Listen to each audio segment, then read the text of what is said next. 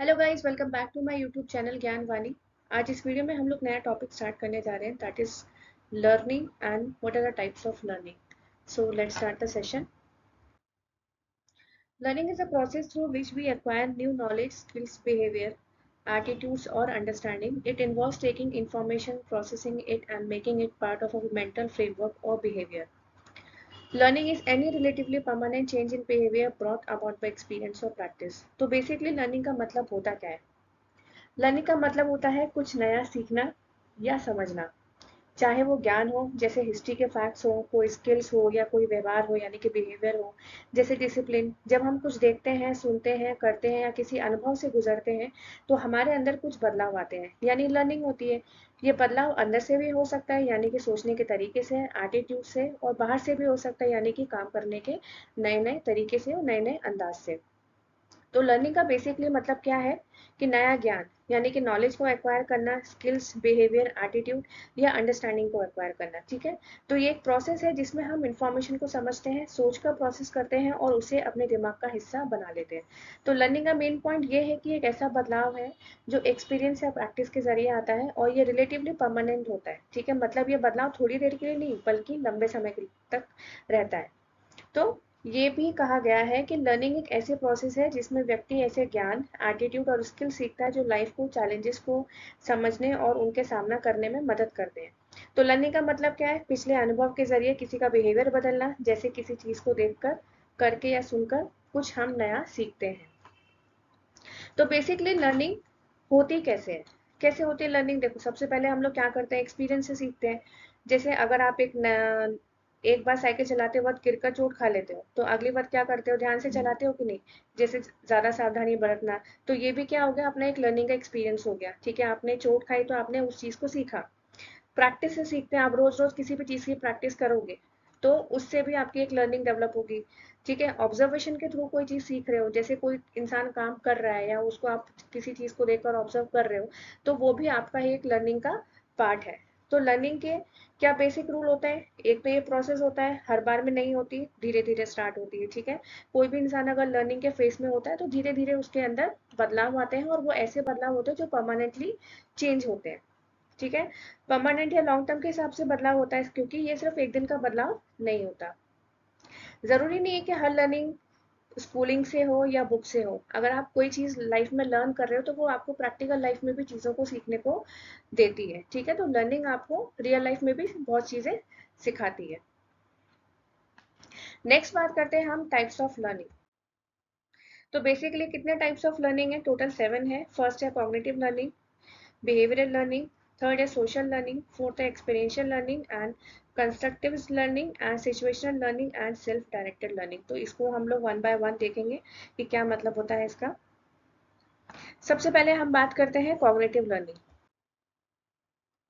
देखो, cognitive, it is a method of acquiring knowledge, understanding and the capacity to employ mental process including retention, perception, thinking and judgment to solve issues. Learners practice pattern recognition, data extraction, retention, reasoning and making rational decisions। देखो, cognitive का मतलब क्या होता है? सोचना समझना, आपकी एक थिंकिंग एबिलिटी। ठीक है, कॉग्निटिव लर्निंग का सीधा मतलब है दिमाग से सीखना। जैसे हम अपने हाथों से कोई काम करते हैं वैसे ही हम अपने दिमाग से भी सीखते हैं। ठीक है, आपकी थिंकिंग, आपकी इंटेलेक्चुअल कैपेबिलिटी क्या है? ठीक है, जैसे हम कोई नई चीज सीखते हैं तो हमारा दिमाग क्या क्या करता है। याद रखना, जैसे हम अपना नाम या दोस्तों का नाम याद रखते हैं। समझना, जैसे टीचर हमें कोई चीज समझाता है और हम उस चीज को ग्रास्प करते हैं, उस चीज को समझने की कोशिश करते हैं। ठीक है, सोचना, जैसे हम किसी पहेली को हल करने के लिए सोचते हैं या किसी क्वेश्चन को सॉल्व करने के लिए सोचते हैं। सही गलत पहचानना, जैसे हम जानते हैं कि सही क्या है, गलत क्या है। तो ये सारी क्या है? आपकी कॉग्निटिव थिंकिंग है, कॉग्निटिव एबिलिटी है। ठीक है, कॉग्निटिव लर्निंग है। बेसिकली इसमें पूरा थिंकिंग एबिलिटी होती है जो हम दिमाग से सीखते हैं। कॉग्निटिव लर्निंग में हम यही सब चीज़ें शामिल करते हैं, जैसे पैटर्न को पहचानते हैं, मतलब देखते हैं कि चीज़ें कैसे एक दूसरे से जुड़ी हुई हैं। ठीक है, हम इंफॉर्मेशन निकालते हैं और उसे याद रखते हैं। फिर उस इंफॉर्मेशन का इस्तेमाल करके सही लॉजिक का यूज़ करते हुए हम अपने लाइफ के सही डिसीजंस लेते हैं। तो इस तरीके से सीखकर हम अपनी खुद की समझ यानी कि अंडरस्टैंडिंग बनाते हैं कि दुनिया कैसे काम करती है, और उस समझ को पढ़ाई या किसी भी सिचुएशन में उस चीज़ को हम लोग क्या करते हैं, अप्लाई करते हैं। तो ये हो गया हमारा कॉग्निटिव लर्निंग। नेक्स्ट है, हम बात करते हैं ना, नेक्स्ट बात करते हैं हम बिहेवियरल लर्निंग की। Behavioral learning is a theory of learning that focuses on how people acquire new behavior based on their interaction with the environment. It emphasizes that behavior is learned rather than inherited or innate. So this theory does not focus on what goes inside the mind, thoughts or feelings, but rather on how behavior changes in response to external stimuli. देखो behavioral learning का मतलब क्या होता है? Behavioural learning focus नहीं करती कि आपके इनर थॉट्स क्या है, आपके फीलिंग्स क्या है। ये किस पे बिलीव करती है? आपके आसपास के एनवायरनमेंट में क्या चीजें घट रही हैं, ठीक है। ये बेस्ड होता है उनके इंट्रैक्शंस पे, यानी कि हम अपने एनवायरनमेंट, जो चीजें हमारे आसपास हो रही होती हैं, उससे हम क्या सीखते हैं, ठीक है, उससे क्या बिहेवियर अपनाते हैं। इसमें क्या होता है, इंटरनल थॉट्स या इमोशंस का ज़्यादा रोल नहीं होता। मतलब जो भी चीज़ हम सीखते हैं वो किसी एक्सटर्नल स्टिमुलाइज, यानी कि बाहर की चीज़ों के द्वारा रिस्पॉन्स में होती है, ठीक है। तो बेसिकली स्टिमुलस का मतलब क्या होता है, ये वो चीज़ें होती हैं जो हमारे आसपास होती है या हमारे एनवायरनमेंट से रिलेटेड होती है, और रिस्पॉन्स ये वो रिएक्शन है जो हम किसी स्टिमुलस के रिस्पॉन्स में देते हैं। तो बिहेवियर लर्निंग वाइडली यूज की जाती है psychology, education, training and animal behaviour and even marketing में। तो बेसिकली दो टाइप्स की बिहेवियर लर्निंग हमने ऑलरेडी सुनी हुई है, classical conditioning and operant conditioning theory, जो हम ऑलरेडी सुन चुके हैं, और इसके बहुत बेसिक एग्जाम्पल है, यानी कि इवान पाब्लो का जो दिया था। क्लासिकल कंडीशनिंग में क्या होता है, इसमें दो चीज़ों को एक साथ में जोड़ना सीखा जाता है, जिससे एक चीज़ दूसरी चीज़ को देखकर या सुनकर ऑटोमेटिकली अपने आप रिस्पॉन्स पैदा करती है। फॉर एग्जाम्पल, आप लोगों ने वो एग्जाम्पल सुना होगा कि अगर तुम अपने डॉग को रोज घंटी बजाकर खाना देते हो, तो कुछ दिनों बाद वो घंटे की आवाज़ सुन के ही उसके मुंह में पानी आने लगेगा, भले ही खाना सामने रखा हो या नहीं रखा हो। तो यहाँ पर डॉग ने घंटे की आवाज़ के खाने के साथ ही एसोसिएट कर लिया। ये हो गई आपकी क्लासिकल कंडीशनिंग का एग्जाम्पल, जो कि इवान पैब्लो ने दिया था। नेक्स्ट है ऑपरेंट कंडीशनिंग। ऑपरेंट कंडीशनिंग क्या बोलती है कि इसमें हम अपने एक्शंस के कॉन्सिक्वेंसेस से सीखते हैं। अगर कोई काम करने पर हमें रिवॉर्ड मिलता है तो हम उस काम को दोबारा करने की कोशिश करते हैं, अगर कोई काम करने पर हमें पनिशमेंट मिलती है तो हम उस काम को अवॉइड करते हैं, ठीक है। तो बिहेवियर जो बेसिकली बिहेवियरल पैटर्न्स पे डिपेंड है, हमारे जो आसपास के एनवायरनमेंट में हो रहा है, जो हमारे आसपास की चीज़ों में जो चीज़ें घट रही है, हम उससे चीज़ें सीख रहे हैं, उससे लर्न कर रहे हैं। इसमें हमारे इंटरनल थॉट्स और फीलिंग्स का कोई रोल नहीं होता। नेक्स्ट बात करते हैं हम सोशल लर्निंग की। सोशल लर्निंग क्या बोलती है? The method of acquiring expertise, skills and conduct through social contact, replication and monitoring of others in context is known as social learning. People pick up knowledge by seeing the actions and results of their peers, social grouping or role models. This process is shaped by social relationship, cultural norm, societal values and involves imitation. Social से ही नाम हमें समझ में आ रहा है कि social learning का मतलब क्या होता है। जो सोसाइटल वैल्यूज है, कल्चरल नॉर्म्स है, रिलेशनशिप्स है, ये सारी चीज़ें इसमें इन्वॉल्व होती हैं। तो कहने का मतलब क्या है, सोशल लर्निंग एक ऐसा मेथड है जिसमें लोग दूसरों को देखकर उनके बिहेवियर और उनके रिजल्ट्स को ऑब्जर्व करके नए स्किल्स, नॉलेज और बिहेवियर को सीखते हैं।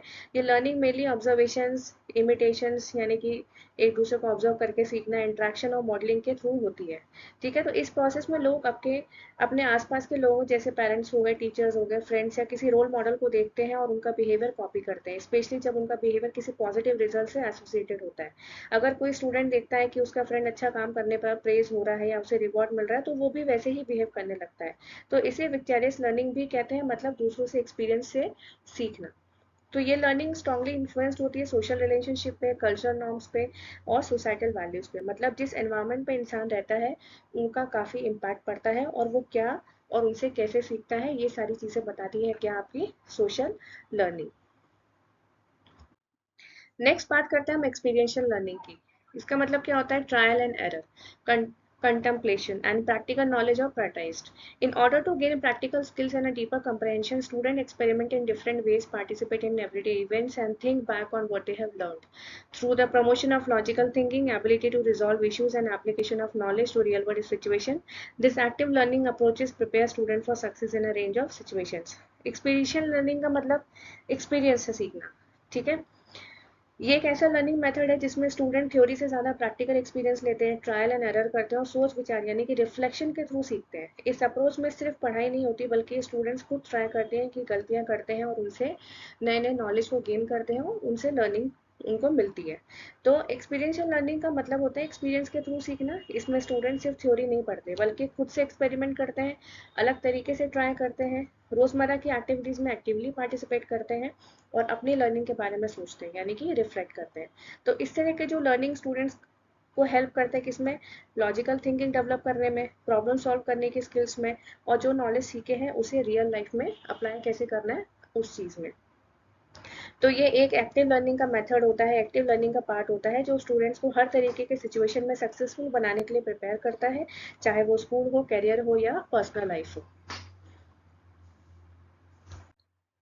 नेक्स्ट है कंस्ट्रक्टिव लर्निंग।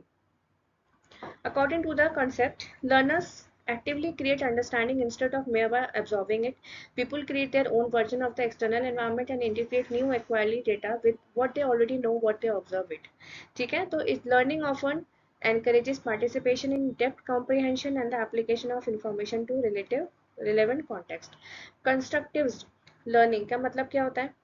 जब हम कुछ नया देखते हैं, सीखते हैं, तो हम उस नई इन्फॉर्मेशन को अपने एग्जिस्टिंग नॉलेज के साथ कनेक्ट करते हैं। ठीक है, उसको एग्जिस्टिंग नॉलेज के साथ कनेक्ट करके समझने की कोशिश करते हैं।